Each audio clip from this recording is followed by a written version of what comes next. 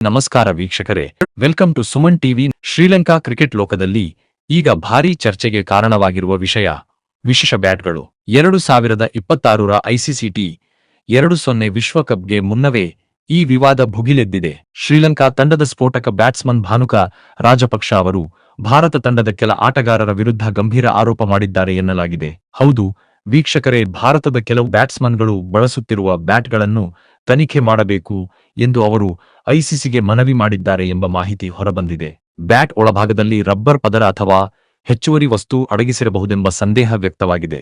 ಈ ಕುರಿತು ಪ್ರತಿಕ್ರಿಯೆ ನೀಡಿದ ರಾಜಪಕ್ಷ, ಕೆಲವು ಬ್ಯಾಟ್ಗಳಿಂದ ಚೆಂಡು ಅಸಾಧಾರಣವಾಗಿ ದೂರ ಹೋಗುತ್ತಿರುವುದು ಗಮನಕ್ಕೆ ಬಂದಿದೆ. ನಿಯಮಗಳಿಗೆ ವಿರುದ್ಧವಾದ ಬದಲಾವಣೆಗಳಿದ್ದರೆ ತನಿಖೆ ಆಗಬೇಕು ಎಂಬ ಅಭಿಪ್ರಾಯ ವ್ಯಕ್ತಪಡಿಸಿದ್ದಾರೆ ಎಂದು ವರದಿಗಳು ತಿಳಿಸಿವೆ.